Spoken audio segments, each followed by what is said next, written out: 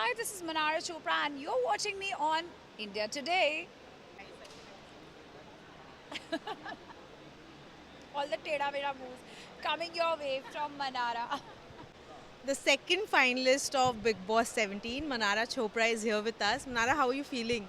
Yay, I'm feeling on top of the world to be the second finalist, second runner-up, and to be the first in between all the girls. तो बहुत ज़्यादा excited हूँ, बहुत happy हूँ.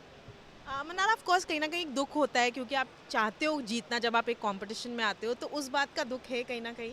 हाँ, मुझे बहुत दुख है। मैं तो ऐसे ही बैग उठाया, अपने घर के कपड़े उठाए और शो में पहुंच गई, बातें-वातें करने। बट मुझे लगता है कि मुझे पहले प्लान करना चाहिए था और अपना सोशल मीडिया प्रॉपर्ली चेक करना चाहिए था, पीआर हायर करने चाहिए थे, डिजिटल वाले लोग हायर करने चाहिए थे। मैंने इतना सोचा ही नहीं, बट फिर भी लोगों ने मुझे इतना प्यार दिया कि 21 या 22 लोग टोटल आए, उनमें से मैं यहाँ पहुँची और लड़कियों में नंबर 1 बनी। तो आई थिंक लोगों को मेरी पर्सनैलिटी कहीं ना कहीं कनेक्ट हो गई, उसके लिए मैं बहुत खुश हूँ, मैं सच्ची बताऊँ तो. ऑफ कोर्स मनारा सबसे पहले ये बात करेंगे रीसेंट इंसिडेंट अभी जो मीडिया इंटरेक्शन हुआ था काफ़ी फैंस को ये लगा कि आप बहुत अटैक हुई थी। आप Attacked हुई? जी काफ़ी लोगों ने आपको अटैक किया था आपका बहुत ही मोराल डाउन हो गया था मीडिया इंटरेक्शन के बाद।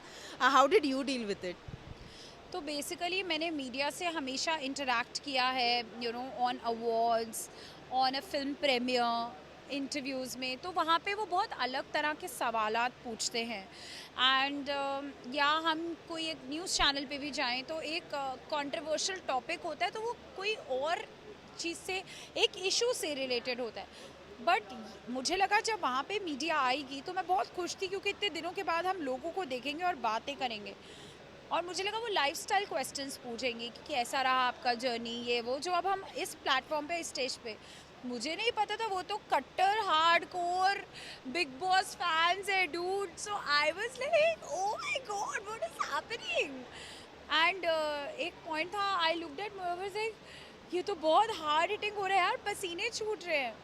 एंड मुझे पता था पहले, घर में जब अंदर लोग थे कह रहे थे चुप हो जा, चुप हो जा, चुप हो जा, because they somewhere new, because उन्होंने बिग बॉस देख रखा है. तो उन्हें पता था कि मीडिया आके ऐसे ही सवालात पूछता है. एंड आई थिंक उसकी वजह से मैं बहुत अलग, क्योंकि मुझे लगा कि पता नहीं बाहर क्या हो रहा है, कि सब लोग ऐसे like they are trying to like over power you. So I think मेरा बहुत मॉरल उसकी वजह से डाउन हो गया था, because I was not use to this kind of media. But कहीं ना कहीं उनके क्वेश्चंस थोड़े से करेक्ट थे। अभी when you reflect on it आपको लगता है कि आपने वो सारी गलतियां की थी शायद? अब देखो, मैंने तो शो देखा नहीं, घर जाके देखूंगी. बट मैं ये बोलूँगी कि मैं कोई परफेक्ट तो देखो हूँ नहीं, इंसान ही हूँ. जितना मैंने, मेरे घर वालों ने मुझे समझाया है, बड़ा किया है मुझे और मेरी सिस्टर को, हम ट्राई करते हैं हम सबकी रिस्पेक्ट रखें. बट हो सकता है कहीं पे मैंने चीज़ें वैसे ना बोली हो जैसे लोगों को एक्सपेक्ट कर रहे थे मुझे बोलने के. बट मैंने ये बोला है, जो भी बोला है दिल से बोला है, इन टर्म्स ऑफ फील करा है तो बोला है. So I will see the show. But मैं ये बोलना चाहूँगी कि अगर आप मेरे को यहाँ पे सेकंड रनर आप बनाते हैं और लड़कियों में नंबर 1, तो आपने कुछ तो रियलिज्म मुझ में देखा होगा, क्योंकि मैं परफेक्ट इंसान नहीं हूँ और शायद मैं आगे भी परफेक्ट नहीं होंगी. बट मैं ऐसी हूँ एंड लोगों ने मुझे ऐसे एक्सेप्ट करा है, मुझे उस चीज़ का बहुत प्यार है उनसे.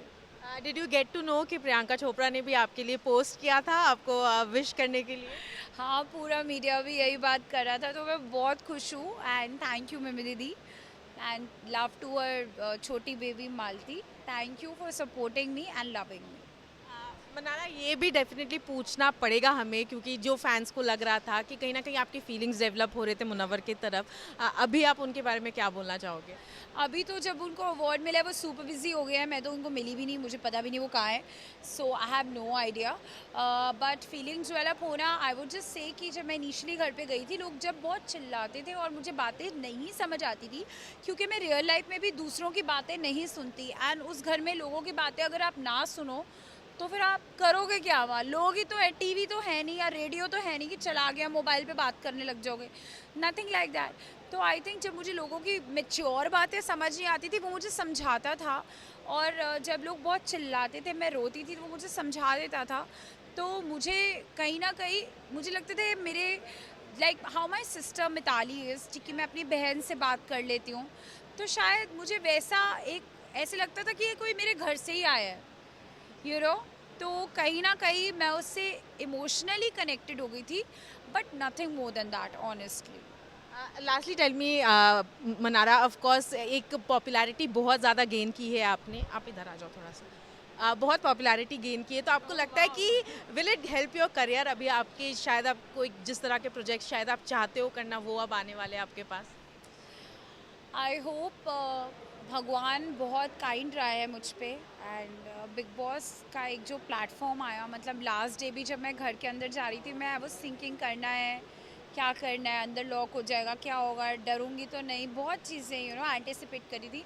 बट यहाँ तक पहुँची हूँ तो भगवान आगे भी जर्नी अच्छी बनाएगा। I can only manifest, and thank you to Salman sir. उन्होंने मेरा नाम लिया शो पे, मुझे इतना सपोर्ट किया हर स्टेज पे। Thank you to Karan Johar sir, उनका हग मेरे लिए बहुत स्पेशल था, और उन्होंने कहा हम तुम्हें समझते हैं Mannara. Thank you to Rohit Shetty sir, जिन्होंने मुझे समझा शो पे। Thank you to Pooja Bhatt ma'am जो शो पे आई, उन्होंने मुझे समझा, Raveena ma'am and so many other celebrities. So I think एक नई बिगनिंग है, and I am very excited for that, सच बताओ तो।